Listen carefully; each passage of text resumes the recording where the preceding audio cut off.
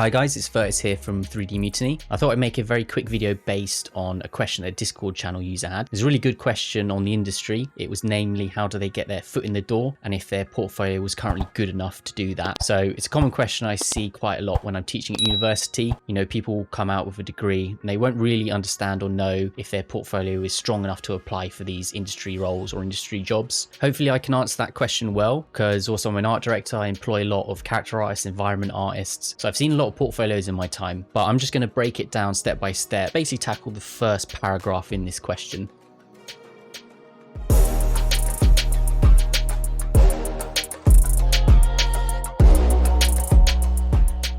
So in the first sentence, is my portfolio good enough right now to get my foot in the door? So foot in the door is a really cool analogy. You know, what is needed to stop that employer from shutting you out?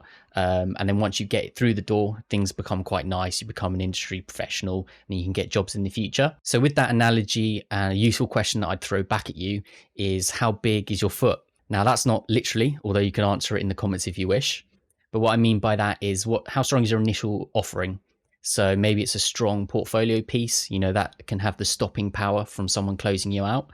Or maybe it's a strong contact, so they won't just shut you off straight away. Or maybe it's a very strong email that's aligned well to the company's ethos. Maybe they're sort of like a stylized company or a game that you've played in the past. Or it could be a collection of all of those. So when that moment happens, you know, someone's looking for your portfolio, maybe on ArtStation, what's going to stop them from closing it? It is going to be those very strong pieces. So the other section to that question is, how do I know a portfolio is good? And that's really common if you come out and you've never been in the games industry, especially if you're trying to get your first job. How do you know, you've never seen other people's portfolios. You haven't seen how they performed in interviews or assessments. From my perspective, it's a little bit easier. I've seen probably thousands of portfolios, especially from students and people that are trying to get employed. So when I look at a portfolio straight away, I can basically gauge how good that is and what sort of skills they have. At the same time, that question is a matter of perspective. So from one person's perspective, your portfolio might be good, but for the best games company in the world, your portfolio might not be good. So break it down into two components. The first one is for yourself. So does your portfolio communicate the skills that you have? So potentially you're good at low polying, or you have strong tree making skills, or you're very good at making hair cards, for example. Is that presented in your portfolio?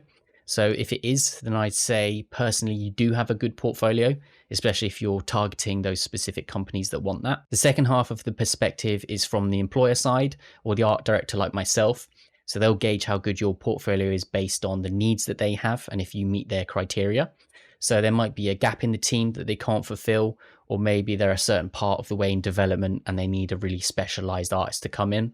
So when they're looking at portfolios, they'll gauge how good it is based on if it's fulfilling that need. So as an example, I've just picked a random portfolio off ArtStation. The person with this name, I don't really want to embarrass myself with that. So from a layman's perspective, obviously this looks like a really good portfolio. The art's really interesting. From their perspective, you know, it's covering their skills quite well. They're probably very good at stylized characters. But now if we take it from an art director's perspective, maybe I'm looking at this, I see that there aren't many low poly examples or game meshes. Maybe they don't have the skills in unwrapping. So to me, that's not great portfolio for what I want. So I've taken another example here. And is this portfolio good? Well, in terms of broadness, maybe they don't cover a lot of things, especially not on the color and texturing side, because it's all in black and white. But to someone else, maybe they're looking for a specific hatchet, or they're looking for a gun design, then maybe this is a good portfolio. Another part to that question was, what can I do to further my portfolio or strengthen my foot? So the first answer is portfolio communication. So when an art director is opening up your portfolio, what are your thumbnails saying to them? Maybe it's saying you don't know how to do low polys because you've got a lot of ZBrush sculpts in there. Maybe things are untextured, so you're not very good at texturing. Or maybe you've hidden your unwraps and haven't displayed your topology. That's kind of communicating that you might be weaker on those sides. The second half is obviously you want to strengthen your foot to stop that door. And that usually comes from just making more projects. Unfortunately, this just requires a little bit more time. And in general, just increasing the skill and the quality of your artwork. So Alex continues the question, what more should I do to get further along? Right now is limited due to having 3 courses on the go.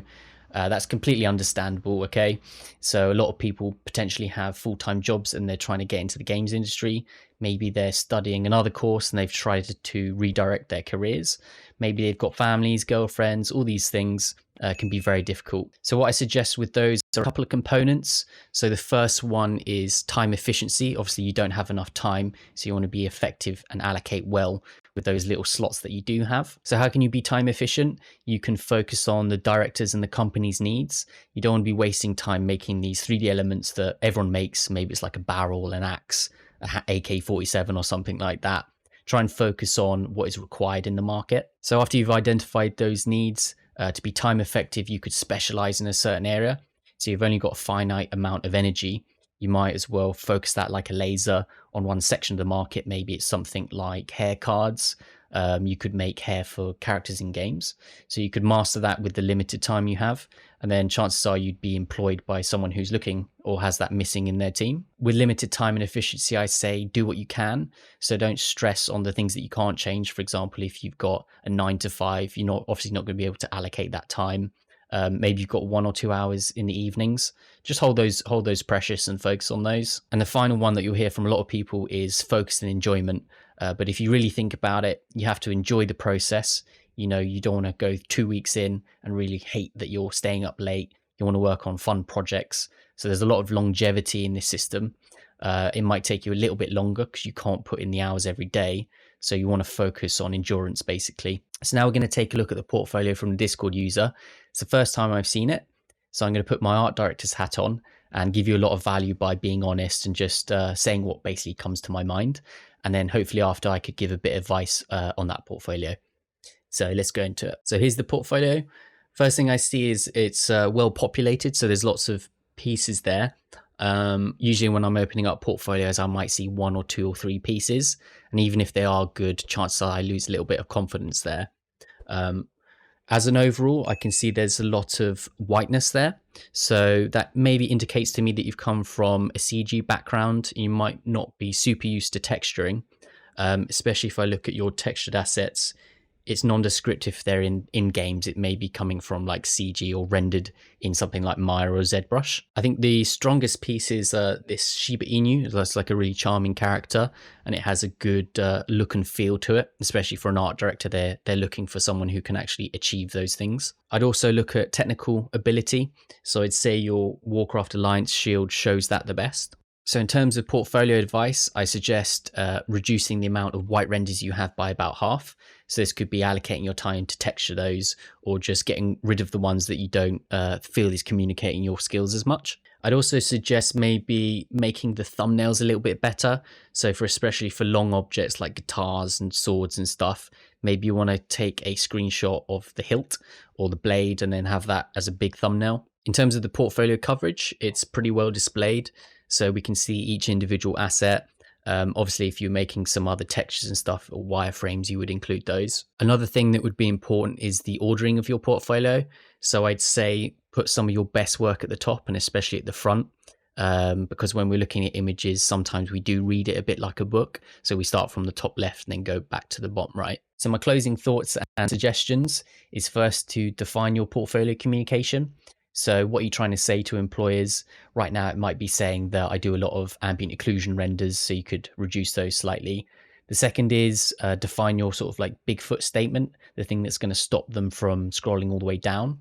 Maybe you focus your time on improving a certain aspect, maybe the Alliance shield, maybe you could do an additional character that to show the quality that you can produce. And then due to your time constraints, you might want to specialize your portfolio.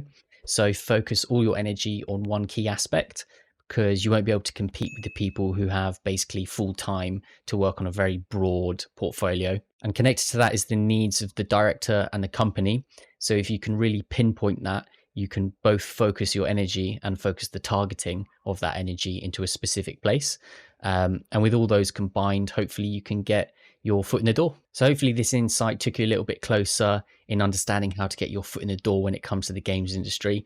If that is your goal, I suggest joining the Discord channel. It's where I look at all these questions. And also there's other people with the same sort of goals. We're all helping each other with feedback. So I'm often there looking at people's works and artworks and portfolio feedbacks. Also, there's going to be more videos coming based on questions, so I suggest subscribing. And thirdly, I believe there's a welcome package. So if you go down and sign up to an email, I basically send out this welcome package, and I've got lots of more things to come. So thanks for watching, and do all the things like liking and subscribing, and I will see you in the Discords.